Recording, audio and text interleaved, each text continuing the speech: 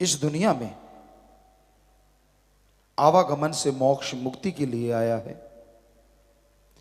जीते जी परमानंद मिले, जीते जी बेइंतहा खुशियां, आत्मिक शांति मिले, इसके लिए रब ने बंदा बनाया है। ये नहीं कि ये प्रयास नहीं करता। शायद ही दुनिया का कोई इंसान हो सिवाय उनके जो मंदबुद्धि हैं, सिवाय उनके जो दिमागी हालत सही नहीं है। हर इंसान चाहता है उसे सुख मिले, शांति मिले, खुशियां मिले, आनंद परमानंद मिले। और ऐसा भी नहीं कि उसके लिए प्रयास नहीं करता, हर कोई प्रयासरत है। लेकिन ये सब कुछ पाने के लिए तरीके गलत हैं। आज एक तरीका है ठगी, बेईमानी, भ्रष्टाचार। लोग सोचते हैं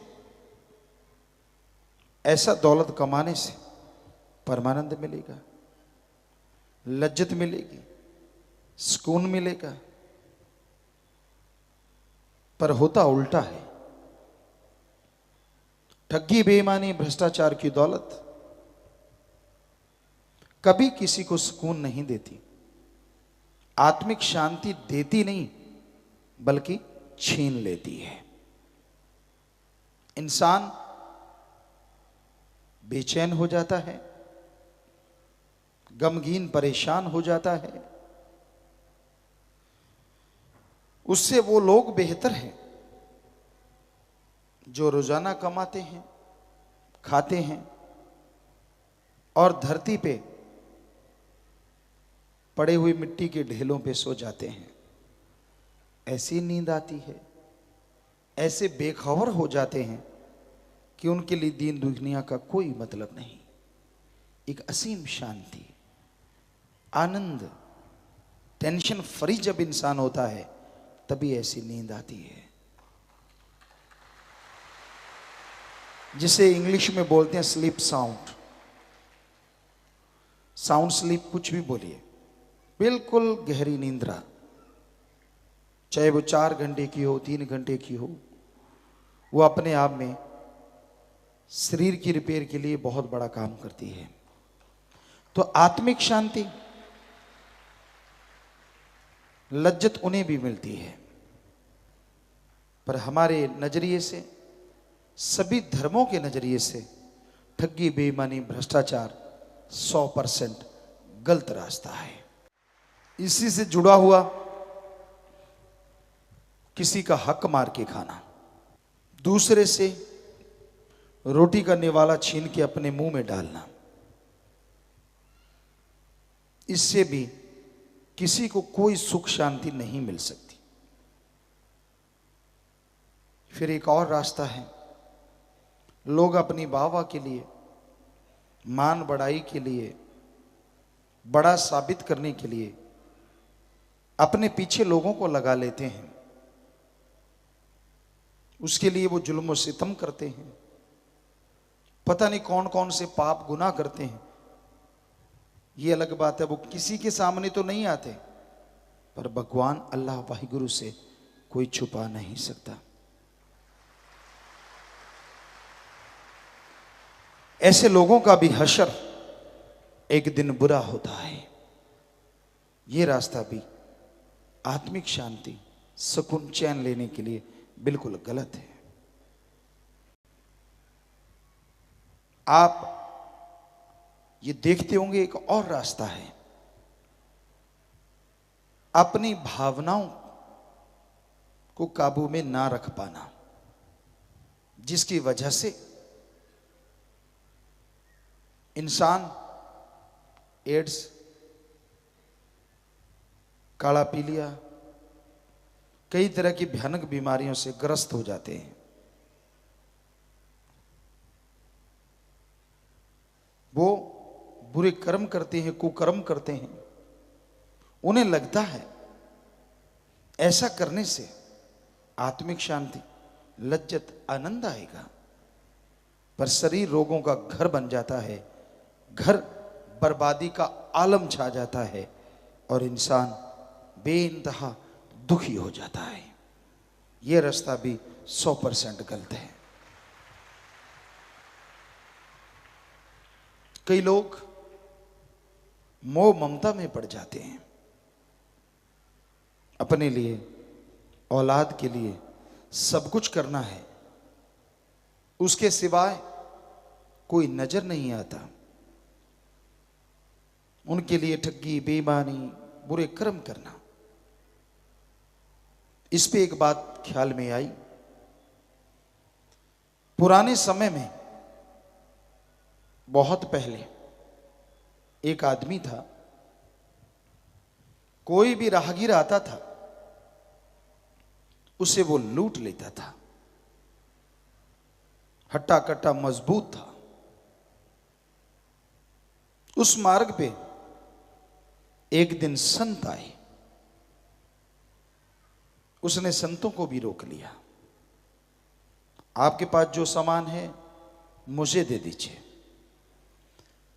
जंगल में घुमक्कड़ वो फकीर मुस्कुराए, कहने लगे, भाई हमारे पास तो ये पानी पीने वाला कमंडल सिप्पी है और कुछ भी नहीं है। कंदमूल हम खाते रहते हैं। कहने लगा, नहीं आप छुपाते हो। गुस्से में लठ निकाल लिया। कहता, रखते हो कि दूं लठ? आम आदमी और फकीर का यही अंतर होता है।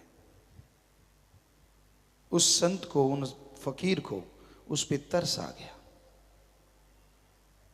कहने लगे, अरे सुन, ये जो तू पाप करता है, हमसे जो छीन के ले जाएगा किसको देगा? कहने लगा, अपने बच्चों को, घरवाली को। तो जिनके लिए तू पाप कर्म करता है, क्या तेरी जगह पे वो बोझ उठाएंगे? कहने लगा, बेशक। अब उनके लिए मैं इतना कुछ बनाता हूं, मारता पीटता हूं लोगों को, पाप गुनाह छीना झपटी करता हूं, वो भी बोझ उठाएंगे, क्यों नहीं उठाएंगे? संत फिर मुस्कुराए। कहने लगे, भोले भाई, जो करता है वही मुख्यता भरता है। आप जैसे कर्म करोगे आपको भोगने पड़ेंगे। कहने लगा, हो ही नहीं सकता। संत कहते, जा फिर पूछा, थोड़ा चला, फिर वापस आ गया। कहने लगा, आप भागना चाहते हो, मुझे बेवकूफ समझते हो? कहने लगे, अरे मूर्ख, तेरे पास रस्सा है? कहता है, ये पेड़ है, हमें इसके साथ बांध दे। संत कहने लगे, फिर घर जा। कहने लगे, ठीक है। उस मूर्ख ने उसको बांध दिया, घर की तरफ दौड़ा। घर पहुंचा, पत्नी से पूछा, मैं जो कर्म करता हूं, कहीं से भी कुछ कमा के लाता हूं, चाहे ठगी, बेईमानी, मारता हूं, किसी को पीटता हूं, क्या उन कर्मों का बोझ आप उठाओगे? पत्नी हंस के कहने लगे, क्यों, हम क्यों उठाएं? तू घर का मुखिया, हमारा पेट भरना तेरा कर्तव्य। बुरे कर्म करेगा तो तू ही भोगेगा। उसने बच्चों को बिठा लिया, बड़े बड़े बच्चे थे। क्यों बेटा, बेटी, आप बच्चों बताओ सब लोग, क्या आप जो मैं करके लाता हूं, ठगी बेईमानी या मारा पीटी करता हूं, क्या उन कर्मों का फल आप भी उठाओगे? कहते, ना जी ना, आप बाप हैं, आप बड़े हैं घर में, आपने कमा के लाना है। जो कर्म आप करते हैं उसका फल भी आपको ही भोगना पड़ेगा। हम क्यों बोझ उठाएंगे? आंखें खुल गई, रोने लगा। ओ, याद आया संत। जाते टाइम थोड़ी देर लगी, लेकिन संतों के पास लौटते टाइम देर नहीं लगी, बड़ी स्पीड से आया। रस्सा खोला, चरणों पे गिर गया, रो रो के संतों के चरण भी खो दिए। संत तो दयावान होते हैं। कहने लगे, क्यों, हुई तसल्ली? कहने लगा, जी 100% हो गई तसल्ली, पर मुझे इतने मैंने पाप किए हैं, कैसे क्षमा होगा, कैसे मुआफी मिलेगी। संतों ने कहा ये ले गुरु मंत्र, इसका जाप कर। उसका जाप करने लगा राम नाम का, तो वो इंसान इंसान ही नहीं महापुरुष बन गया, जिसे लोग सदियों से याद रखते।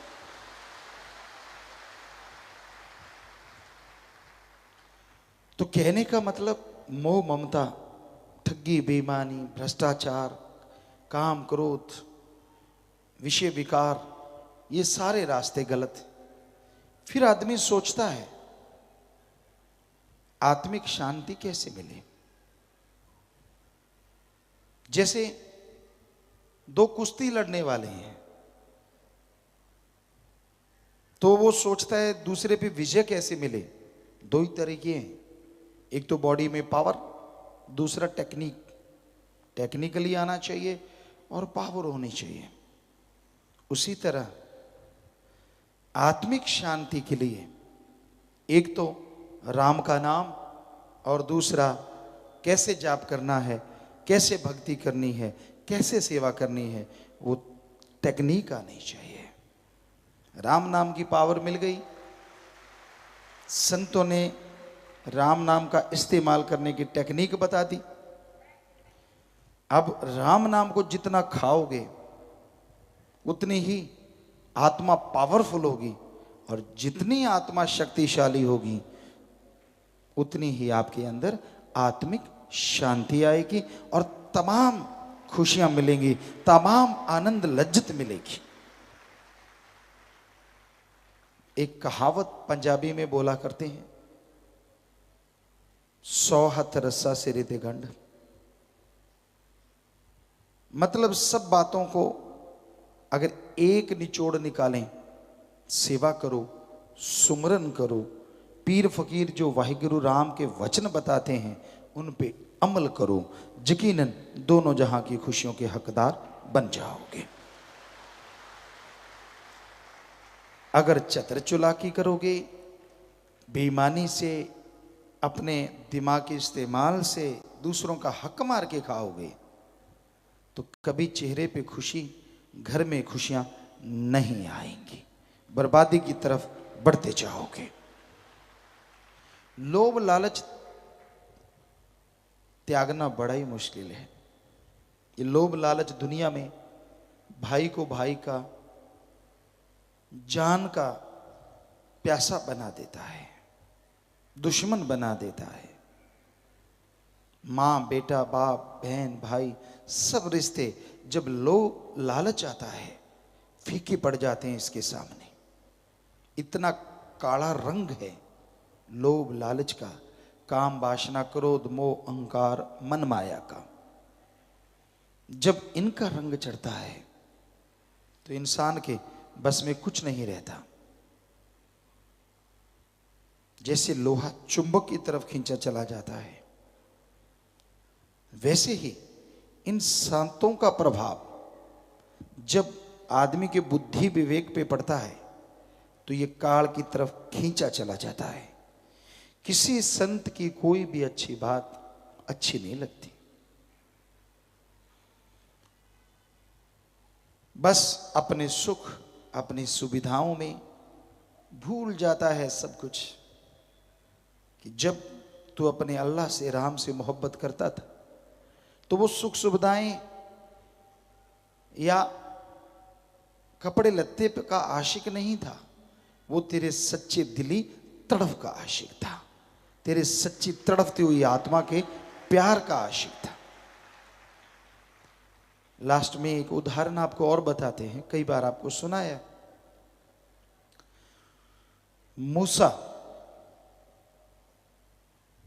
पहुंचा हुआ फकीर, पहुंचा हुआ भक्त मालिका हुआ। तो कई बार ऐसा होता है भक्तों में अहंकार आ जाता है। परमपिता शास्त्रनाम जी दाता रहबर ने फरमाया है, नाम ध्याने वाले अहंकार में ना आना, करी कराई भक्ति माटी में ना मिलाना। तो अहंकार आ जाता है, यार मेरे में कुछ खास है, मैं यार कुछ अलग हूं। नहीं, अलग तो वो है, बाकी सब माटी के पुतले हैं। तो ऐसा ही कुछ मूसा के अंदर आ गया। अल्लाह का मैं सबसे करीबी भक्त हूं। अब मालिक को अपने भक्तों के अंदर, अपने अजीज के अंदर कोई भी ऐब आना पसंद नहीं। कोई ना कोई बहाना बना के, फकीरों के द्वारा, सत्संग के द्वारा, लिख के, कुछ गा के, कुछ बोल के जीवों अपने भक्तों की बुराइयां निकालते हैं। तो मूसा में अहंकार बहुत आया कि मेरे जैसा कोई दूसरा भक्त है ही नहीं। तो एक दिन जंगल बियाबान में वो जा रहा था, सामने क्या देखता है? गडरिया, भेड़ें चराने वाला। भेड़ बकरियां चर रही हैं, वो एक साइड में बैठा है, आंखें खुली हैं, स्टिल हैं, एक ही जगह कह रहा है, हे अल्लाह, हे मेरे मौला, तू अगर बीमार हो गया तो मेरे घर आना, मैं भेड़ बकरियों का दूध काढ़ काढ़ के तुझे पिलाऊंगा। मेरे पास भेड़ों की ऊन है, तुझे सर्दी लगेगी उसकी मैं लोई बना के, चद्दर बना के तुझे ओढ़ाऊंगा। हे मेरे अल्लाह, तेरे मैं पांव धोआऊंगा, तेरे लिए खाना बनाऊंगा। आंखों में आंसू हैं। एकदम मूसा के कानों में ये सब बातें पड़ी, गुस्से में आ गया। एक काफिर, मालिक को ना मानने वाले को कहा जाता है, एक काफिर ये क्या कह रहा है? अल्लाह भी कभी बीमार होता है? और होगा तो क्या तेरी कुटिया में ही आएगा और कोई नहीं उसका? जब गडरिये को ये बात हिला के बोली मूसा ने, उसका ध्यान उधर से टूटा। वो कहने लगा, बस कुछ नहीं कहा, अपने कपड़े फाड़ते हुए, बाल नोचते हुए, अपने आप को जख्मी करते हुए वो गडरिया और गहरे जंगलात में भाग गया। मूसा का दिल कांप गया। आखिर भगत, ओ ये तो तूने गुनाह कर डाला। वहीं इबादत में बैठ गया। कहाँ कुछ सेकंडों में अल्लाह का रहमो करम नज़ारे मिलने शुरू होते थे। घंटा, 1.5 घंटा, 2 घंटे, 3 घंटे गुजर गए। कुरला उठा। एक कहावत है, जिन्ना दा सरदा लप गड़पी किवें सरे उंगल चट्टी। जिनको सेकंडों में नज़ारे मिलने शुरू होते हो, घंटों गुजर गए, कुछ भी नहीं, बिल्कुल खाली। बस जब तड़फ उठा, रोने लगा, व्याकुल हो गया, तो एक आवाज आई, हे मूसा, तुझे दुनिया में भेजा है जोड़ने के लिए, तोड़ने के लिए नहीं।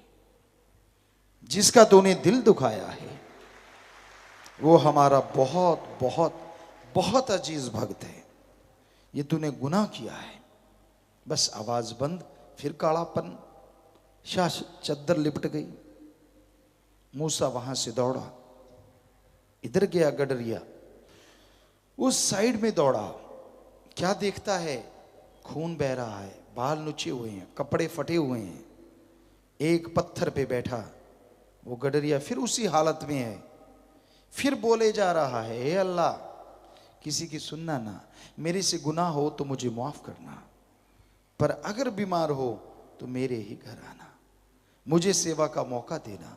वही सब, तुझे दूध पिलाऊंगा, पाँव दबाऊंगा, सारी रात जागूंगा, तुझे हवा करूंगा, सर्दी का मौसम हुआ तो ऊन की चद्दर उड़ाऊंगा। हे मेरे अल्लाह, हे मेरे मौला, मुझसे नाराज ना होना। मूसा की देह कांप गई। फिर उसको हिलाया, उसने देखा, कहने लगा, सुन भाई। मूसा कहने लगा, सुन भाई, मुझे माफ कर दे, तू तो मालिक का बहुत अजीज है। अल्लाह ताला मेरे पास आए थे, उन्होंने बोला कि तू बहुत अजीज है, गडरिया ने हाथ जोड़े, कहने लगा, हे भाई तू मेरे पीछे क्यों पड़ा है? अरे जिस अल्लाह की तू बात करता है कि तेरे पास आया, वो हमेशा ही मेरे पास रहता है, जब तू आता है तब वो चला जाता है। मैंने तेरा क्या बिगाड़ा है? तू मेरे पीछे क्यों पड़ा है?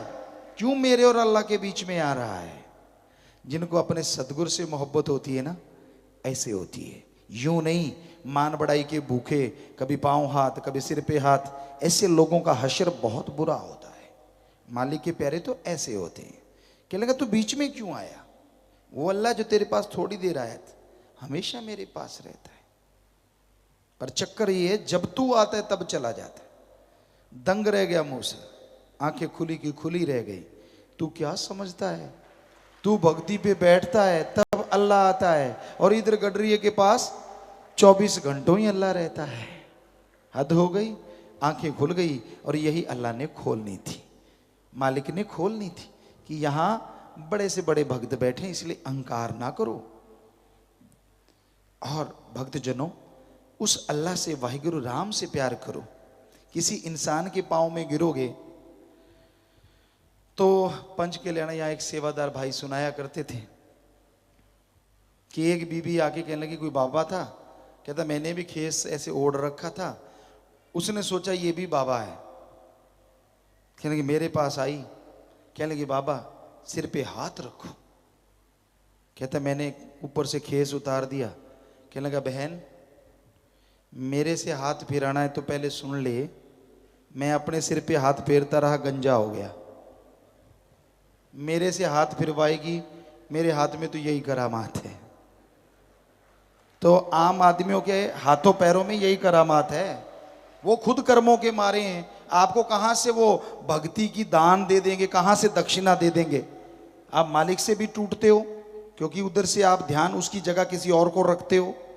इसलिए हमेशा याद रखो, अपने मालिक के सिवाय, साईं मस्ताना जी कहते थे, कोई सोने का भी बन के आ जाए देखो मत। परम पिता जी कहते, मेरा सतगुरु प्यारा एक पासे और सारी दुनिया एक पासे। यानी वो अल्लाह वाहिगुरु राम से जब मोहब्बत है तो गंदगी के कीड़ों से क्या ले लोगे? यूं ही नहीं, जगह कभी कदमों में गिरे, कभी कुछ कभी कुछ कभी कुछ कभी कुछ। ना किसी से कोई प्रसाद प्रसाद लेके खाया करो, पता नहीं वो अपने क्या कर्मों का बोझ आपके ऊपर डाल दे, फिर चिल्लाते फिरोगे, फिर रोते फिरोगे। आपके कर्म दो ही काट सकते हैं, या तो अल्लाह वाहिगुरु राम, या कोई उसका पहुंचा हुआ संत पीर फकीर। किसी की मजाल नहीं, किसी का फोड़ा फुंसी भी अपने पे ले सके, हमेशा याद रखो। इसलिए उसके सामने किसी के बराबरी मत किया करो, करोगे तो भरोगे। हम तो कुछ नहीं कहते, क्योंकि आपके कर्म हैं, ये तो कर्मों की धरती है।